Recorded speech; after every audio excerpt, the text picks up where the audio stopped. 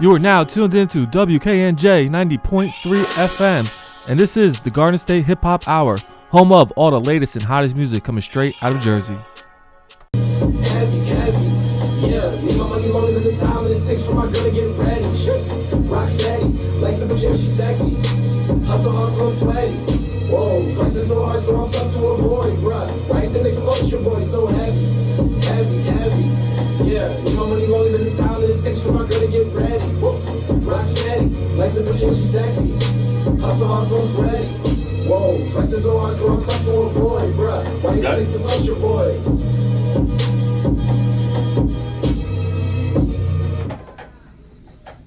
What up, everybody? Welcome back to the Garden State Hip Hop Hour. Today we got a special guest from Georgia, originally from Jersey. No, from Jersey. I know it sounds good. good. It's all good. Yeah, Greg, just Greg. I know I was confused at first too. Yeah, it's all good.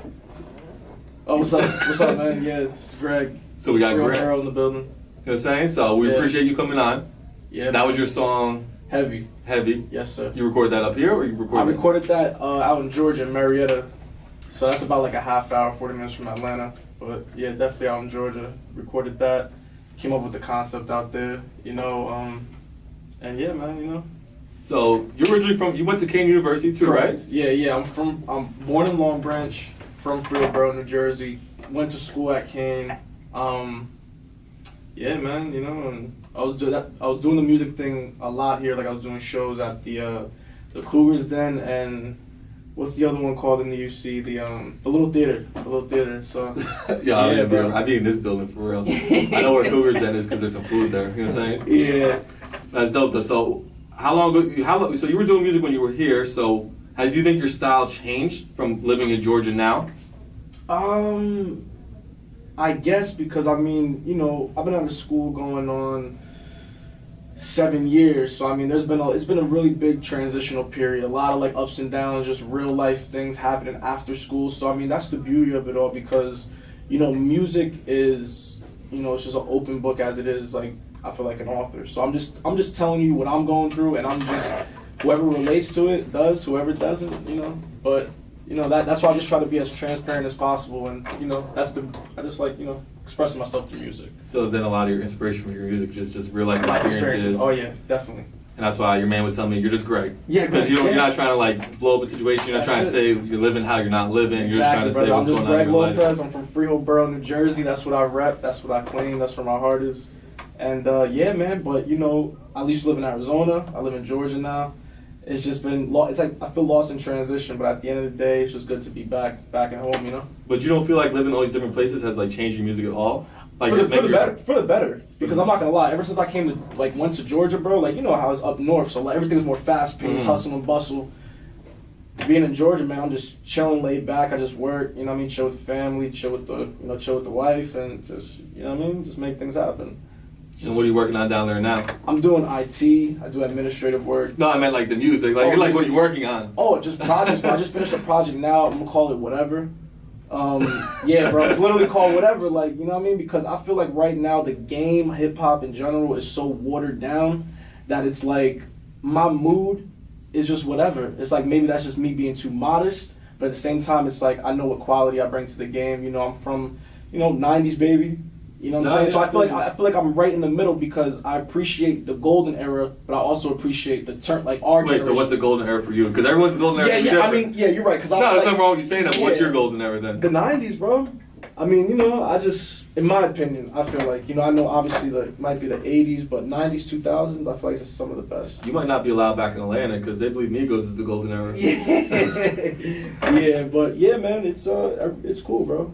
So what artists have you drew your inspiration from? Because you're saying for the 90s. Well, growing up, my top three was Fab, Lloyd Banks, and Wayne. So that's who I really studied thoroughly. That was my thorough top three. You know what I'm saying? Till this day. You know what I'm saying? So that's minus Wayne. That's very similar to mine. Growing up, honestly. Yeah. Because Fab was killing it. I think Fab was the first. Ghetto Fab was the first CD I ever bought. CD form that I was able to buy on my own. No competition. No competition. Mixtape series? Yeah, he was killing that. He was bumping that heavy when he was at King. I remember that. But your music didn't sound like none of that. I mean, that's why I was asking, what you grew up listening to. Because usually, people's music will reflect a little bit of what they grew up listening to. Well, don't get me wrong. I mean, now, especially being in the South, bro, I listen to like Offset, Gucci. You know what I'm saying? I can appreciate it. You know what I mean? Because just hip hop is hip hop. You know what I mean? But it's like, you know, I like playing with different beats. You know, I love the boom bap. I love the 808. You know what I'm saying? 808s, you know, trap, whatever. You know, but I just, you know, hip hop, man. You know, it's beautiful. So out there it's cool, but it's good to be back here and just, you know, at the Mecca. Back at the Mecca, you know what I'm saying? Do you just record? Like, do you just rap? Do you like produce beats? You do anything extra? I just rap. Yeah, I mean, honestly, I don't think I have the patience for production. I wish I could like develop it to make beats, but I definitely think I got the ear. But I just rap. Okay. Yeah. So like, what's next for you? You saying so you're working on whatever, right? Yeah. You got shows coming up. You got. That's what I'm trying to find out because, you know, I just been out there for like a year, so it's like. I'd be lying to you if I said I had the plugs like back home. It's not like back here. Yeah. I can link with somebody that knows somebody that knows somebody, and next thing you know, boom, we're doing a show in Brooklyn or we're doing a show in Newark. You know what I mean? But you know, I just, you know, it's just a building period, bro, and just, you know, trying to figure it all out. Trusting the process. Trusting the process, bro. Exactly. That's like key. If there was a name of this interview, bro, it would be trusting the process. Nah, straight up. Straight up, Rich. Straight up. Nah, I feel that. But like, do you feel like, since you're in Atlanta, you're based out of Atlanta now, do you feel like since your music doesn't really sound like them, that's a barrier? Or do you feel like it helps move you further? I feel like it's an advantage. An advantage? That's what I want to see. Yeah, because me, bro, like, it's funny, bro. The first album CD form I've ever gotten, my first CD was Ludacris, Back for the First Time. My mom bought me that. Word is bond. Like, Luda's first album. And it's like, dude, like, that's like with Southern Hospitality and, you know, that's a Neptune's beat. But when you talk about that golden era, the South was really down. Even myself, I was taking myself back like to the early 2000s, just like listening to music. I'm like, everything was T.I., Lil Wayne, Ludacris. Like the South was just so heavy right then during that period of time. I agree. No, I agree. Even bro, with Outkast. Yeah, dude, like. It wasn't the South music you hear today. Yeah, nah, of course. But I mean, that's the beauty of just hip hop, I was saying itself, because it's always changing. It's always growing. I mean, granted, you know, you're always going to have the, you know, you have the quality and anything, you know, I don't know, man. It's all, like you said, perception. You know what I mean? It's all how you interpret it. It's all how you really take in the music. And like I said, bro, that's why I just tell my story like it is, because it's like either you relate or you don't. You feel me? So it's like we just keep it real over here, man. It's a Jersey thing. Anybody that's from Jersey, they know, like, yo, we're some of the realest. We're some of the realest, bro. So we're some of the angriest, too. Yeah. To some extent. Straight up. So yeah, man, it's just, you know, bro, just not losing sight of dreams too, bro. And that's like whatever you do, whether you play ball, you want to be a doctor, like, dude, just, you know, I could have gave up on this when I got out of school, because when I got to Kane, I'm like, dude, this is my ticket. You know what I mean? I'm like, I got the resource, especially being in this, like, I graduated with this degree in communications, having these resources, things not clicking, but I just, you know, I always loved it, bro. I've been doing this since I was 12. So that's what I was going to ask you next, is how did you know that you should continue pursuing rap? Like, what was the moment for you that you're like, you know what, I could do this works, and, you know, potentially there's a future and a lot of money here? Yeah, I would have to say, back in 2010, me and a few friends from school, actually, we had went to the MTV Woody Awards. Long story short, when we came out the Woody's Awards on Broadway, I met Cameron. Dude, I got the footage too. I can send it to you. Okay. I met Cameron, Duke the God, and Vado.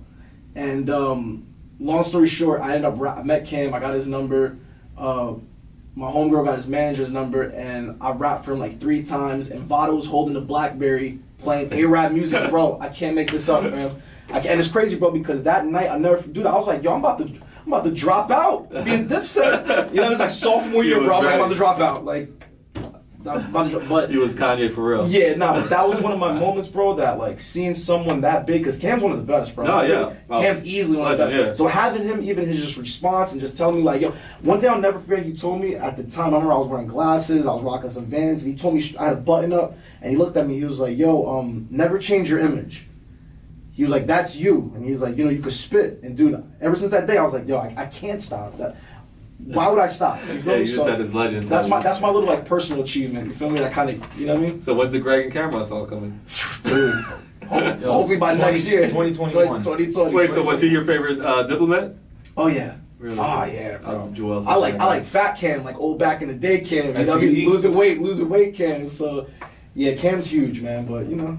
Yo, shout out to Cam though. Yeah, we need that Cam and Greg. Yeah, Cam and Greg collab, definitely, bro. So I heard you can freestyle though. Yeah. Most definitely. Are you sure? Yeah, bro. I know I'm not Yeah. Cameron, but you know what I'm saying? Yeah. Alright, we're gonna get a beat for you real quick. Hold on. Let's see what you can rap on. I think we got this. Shout out Kane, shout out Sozio, Bartlett, Dougal. Whiteman, you dig, Birch.